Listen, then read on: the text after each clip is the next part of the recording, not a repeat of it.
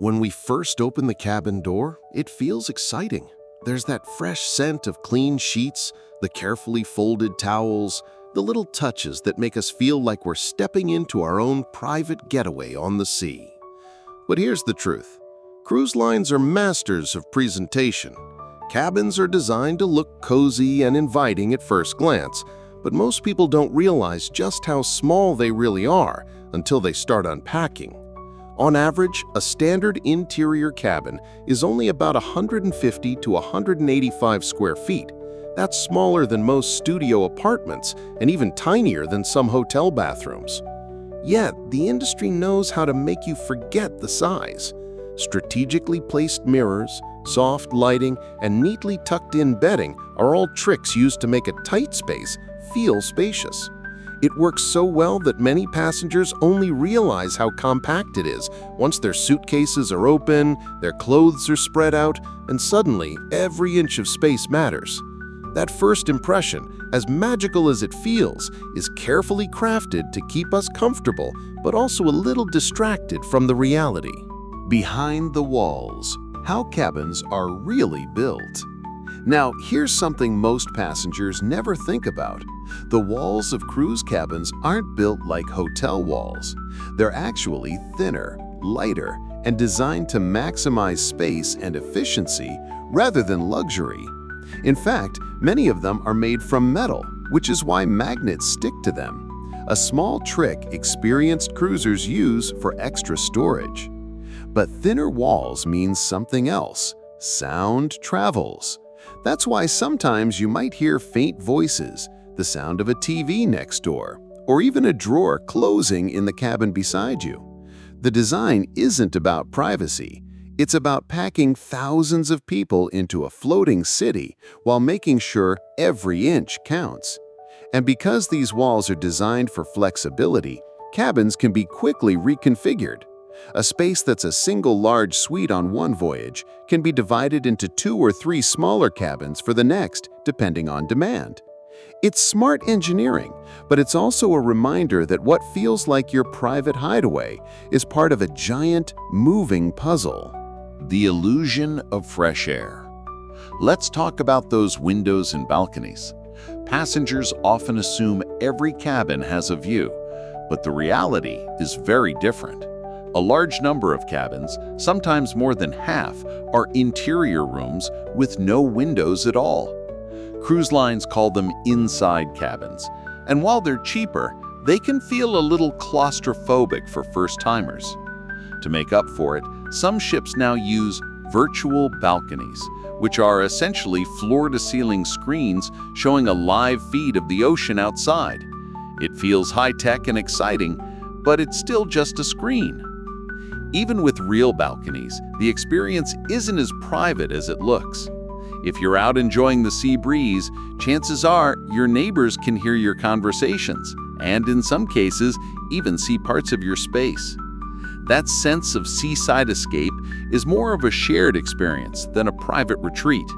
Still, it adds to the magic, because for many passengers, just the illusion of fresh air and open space is enough to make them forget how compact their cabin really is. Storage secrets that few passengers notice.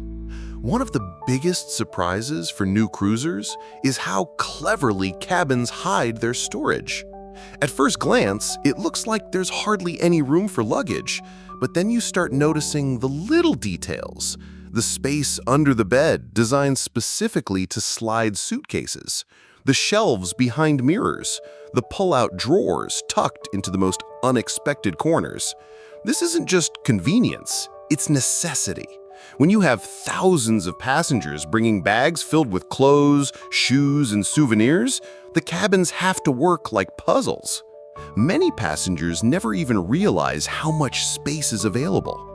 For example, on most modern ships, the bed height is purposely raised so that even the largest suitcases can fit beneath. Closets often have removable rods so you can adjust the hanging space. Even the bathroom, which feels tiny, is designed with little nooks and crannies for every bottle and toiletry. It's not luxury, it's strategy. Cruise lines know that the more comfortable you feel in your cabin, the less likely you'll complain about its size. Cabins aren't as clean as they look. Here's a part most passengers never think about. Yes, your cabin looks spotless when you walk in, but what you're really seeing is the work of efficiency, not perfection. Cabin stewards are responsible for cleaning anywhere from 15 to 20 rooms in just a few hours. That means while the sheets are crisp, the towels are fresh, and the bathroom sparkles, not every corner gets a deep clean. Studies have shown that cruise cabins, just like hotel rooms, can sometimes harbor more bacteria on surfaces like remotes, phones, and light switches than you'd expect. That's why seasoned cruisers often bring wipes to quickly go over high-touch areas. But don't mistake this for neglect. The crews work incredibly hard, and their speed and efficiency are impressive. Still, the truth is, with the sheer number of passengers cycling in and out, cabins are designed to look immaculate, even if not every detail is perfect beneath the surface. The hidden economy of cabins. Another truth that surprises many passengers is how much money cabins actually generate for cruise lines. On the surface, you're paying for a small room to sleep in, but behind the scenes, cabins are a major part of the business model. A standard inside cabin might cost hundreds of dollars less than a balcony room, yet the physical difference in size is minimal. What you're really paying for is the perception of value, an ocean view, a private balcony, or just a little extra space. Cruise lines rely on this psychology. They'll offer tempting upgrades, sometimes at the last minute, because they know passengers value the idea of comfort, even if the actual difference is small. That's why two cabins, side by side, can generate very different amounts of money for the cruise line, even though they were built at nearly the same cost. It's a reminder that cabins aren't just places to sleep. They're part of a carefully crafted strategy to maximize profit while keeping passengers happy. Cabins versus time spent inside them. The funny thing is, despite all the effort that goes into cabin design, most passengers don't spend much time inside. Studies suggest that the average cruiser spends less than 30% of their waking hours in their cabin. The rest is spent exploring the ship, dining, watching shows, or relaxing by the pool. And that's exactly how cruise lines want it. Cabins are built to be good enough to keep you comfortable, but not so luxurious that you'd rather stay inside than go out and spend money on drinks, excursions, or spa treatments. This is part of the hidden truth.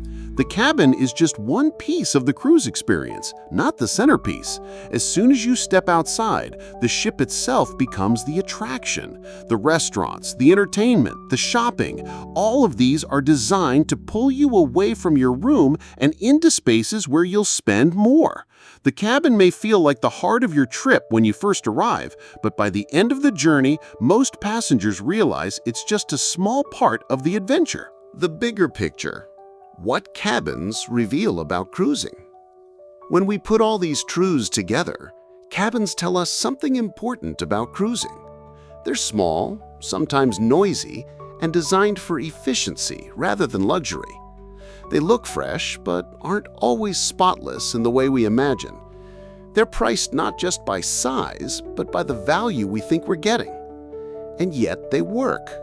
They do exactly what they're meant to do.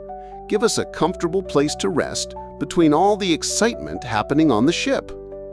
Passengers might never learn every detail about how cabins are built, maintained, or priced, but what matters is the experience. Cruise lines know how to turn tiny rooms into cozy havens, how to make us forget the lack of space, and how to make us feel at home in the middle of the ocean. And maybe that's the biggest secret of all. The cabin itself isn't the star, it's the stage where your memories begin. Closing thoughts. So the next time we step into a cruise cabin, we'll see it a little differently. We'll notice the mirrors that make the room look bigger, the clever storage tucked into every corner, the paper-thin walls, and maybe even the quiet hum of the ship behind it all. It may not be as private, spacious, or pristine as it first appears, but it's part of the magic of cruising. A small, floating home that makes the bigger adventure possible. Because in the end, the truth about cruise cabins is simple. They're not perfect, but they're unforgettable. And sometimes, that's all we really need. Final thoughts. Safety is real, but so are the risks. So, what do we take away from all this? Cruising is still one of the most enjoyable ways to travel, and for the most part, it's safe. But like any form of travel, it comes with risks. Risks that cruise lines don't always emphasize. Fires, medical limitations, security concerns, and evacuation challenges are all part of the bigger picture. Knowing these secrets doesn't mean we should avoid cruises. Instead, it means we should board with awareness. Pay attention during safety drills. Follow crew instructions, take precautions with health and security, and remember that the ocean is unpredictable. By being informed, we not only protect ourselves, but also gain a deeper respect for the complex world of cruise safety. So, next time you step onto a cruise ship and hear the calming announcements about safety and relaxation, you'll know there's a lot more happening behind the scenes than meets the eye. Don't forget about hidden fees. Even though cruises advertise as all-inclusive, there are plenty of hidden fees that catch passengers off guard. Service charges, gratuities, room service fees, and even soda or bottled water can come with extra costs. Internet access is another big one. It can cost over $20 a day on some ships. If we're not prepared, these little charges sneak up and add hundreds of dollars to the bill. Reading the fine print and asking questions before boarding can save a lot of frustration later. Closing thoughts. So, the next time we set sail, let's remember the invisible work happening behind the scenes in our cabins. The little choices we make, keeping things tidy, respecting the rules, showing kindness, don't just make the steward's day easier, they make the cruise experience smoother for everyone on board. After all, those fresh sheets, those sparkling bathrooms, and those towel animals don't magically appear. They're the result of hard work, often done silently with a smile. And when we understand the small things stewards secretly wish we'd stop doing, we become better travelers, more considerate guests, and part of the reason cruising feels so effortless.